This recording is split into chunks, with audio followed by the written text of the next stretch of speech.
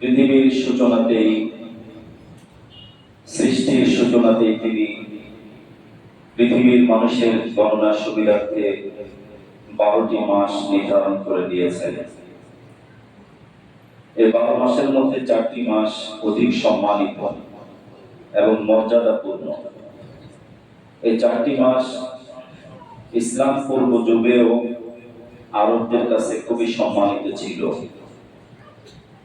3টি মাস ধারাবাহিক, জিলহজ এবং মুহররম। আরেকটি মাস হলো রজব মাস। এই যে মুহররম মাস হিজরি সনের প্রথম মাস, এই মাসকে বিশেষভাবে আমাদের প্রিয় নবী জনাব রাসূলুল্লাহ সাল্লাল্লাহু আলাইহি ওয়াসাল্লাম সম্মান দিয়েছেন। বিশেষভাবে এই মাসে তিনি নেক আমল করেছেন এবং তিনি বলেন, আফদালুস সিয়ামি বা'দা রমাদান শাহরুল্লাহিল মুহররম। রমজানের পরে সর্বোত্তম রোজা, ফরজ রোজার পরে যেই রোজা আল্লাহর কাছে বেশি প্রিয়, মুহররম মাসের রোজা। ফরজ সালাতের পরে যে সালাত আল্লাহর কাছে বেশি প্রিয়, সেটি হলো শেষ রাতের সালাত, সালাতুত তাহাজ্জুদ।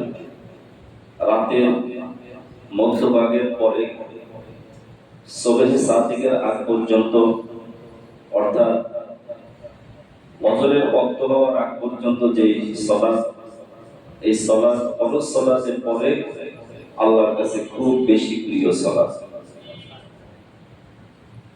আল্লাহ রাব্বুল আলামিন এই মুহররম মাসে পৃথিবীতে অনেক ঘটনা সংঘটিত করেছেন, যেগুলো আমরা অনেকেই কম বেশি জানি। কিন্তু মাসটির নাম মুহররম কেন?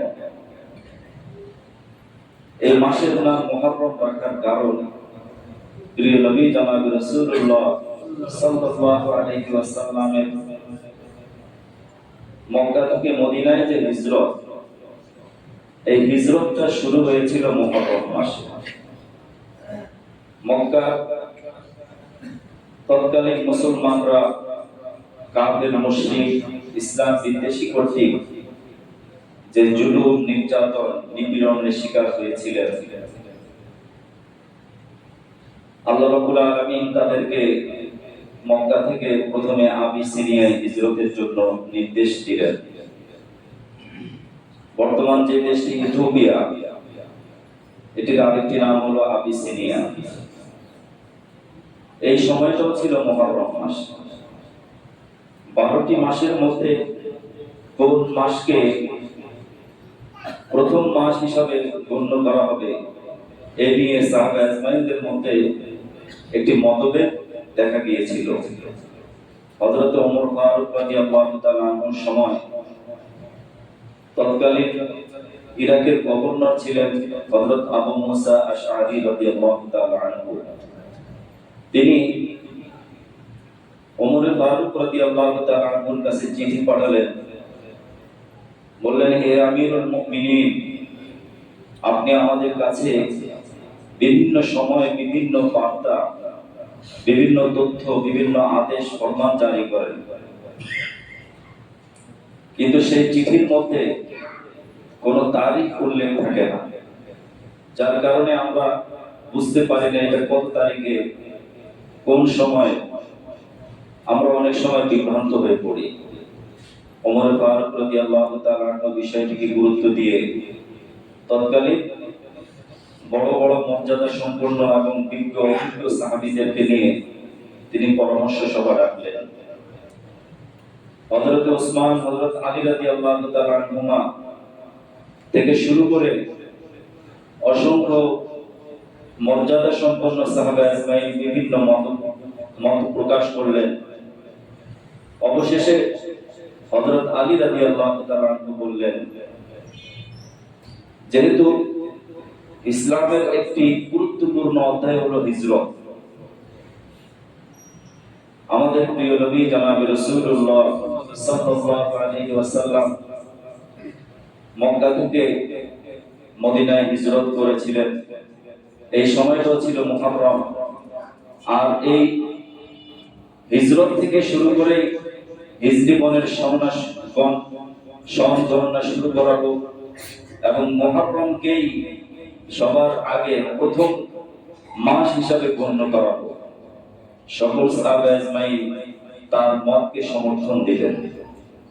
এটাই পরামর্শ সবার নিয়ম যে প্রত্যেকে যার যার মতামত পেশ করবে, অতঃপর সংখ্যাগরিষ্ঠ মতামতের ভিত্তিতে যিনি পরামর্শ সভার সভাপতি বা যিনি দায়িত্বে থাকবেন তিনি সুষ্ঠু একটি সিদ্ধান্তে উপনীত হবেন। তো সিদ্ধান্ত গৃহীত হলো মুহররমকে আরবি হিজরি সনের প্রথম মাস হিসেবে গণ্য করা। এছাড়া মুহররম শব্দের অর্থ হলো অধিক সম্মানিত, মর্যাদাবান। আরেকটি অর্থ হলো নিষিদ্ধ। যেহেতু আল্লাহ রাব্বুল আলামিন এই চারটি মাসকে অধিক সম্মানিত করেছেন, নবীজি সাল্লাল্লাহু আলাইহি সাল্লামের আগমনের আগেও তৎকালীন সময় আরবের কুরাইশ নেতৃবৃন্দ এবং মক্কার অমুসলিমরাও এই চারটি মাস আসলে তারা কোনো প্রকারের ঝগড়া বিবাদে জড়াতেন না। আগে যদি কোনো ঝগড়া দ্বন্দ্ব থাকতো, অন্তত এই সময়ে তারা এটা থেকে একটু নিজেরা বিরত থাকতেন। পরবর্তীতে যখন আবার অন্য মাস আসতো, পূর্বের ঝগড়াটা আবার শুরু করে দিতেন। এজন্য এই মাসকে যেহেতু হিজরি সনের প্রথম মাস বলা হয়েছে এবং এইভাবেই গণ্য করা হয়েছে, একজন মুসলমানের দায়িত্ব এবং কর্তব্য হলো সকল প্রকারের অপরাধ থেকে এই মাস আসার সাথে সাথে নিজেকে বিরত রাখা, সকল গুনাহ থেকে নিজেকে বিরত রাখা, সকল অপরাধ থেকে বিরত থাকা। যে অপরাধের কারণে আল্লাহ রাব্বুল আলামিন পবিত্র কোরআনে ঘোষণা দিয়েছেন, ফালা তাজলিমু ফীহিন্না আনফুসাকুম। যে একজন মানুষ যখন গুনাহ করে, অপরাধ করে, অন্যায় করে, তখন সে নিজেই নিজের উপরে জুলুম করে, নিজেই নিজের উপরে সে জুলুম করে। আল্লাহ রাব্বুল আলামিন নিজেকেই সম্বোধন করে বলছেন যে তোমরা নিজের উপরে অন্যায় করে, অপরাধ করে, গুনাহ করে জুলুম করো না। এজন্য আমাদের প্রথম দায়িত্ব হলো যে আমরা এই মুহররম মাস থেকে সকল প্রকারের অন্যায় থেকে, অপরাধ থেকে নিজেরা বিরত থাকবো ইনশাআল্লাহ। দ্বিতীয় যে আমলটি নবীজি সাল্লাল্লাহু আলাইহি সাল্লাম করেছেন, নবীজি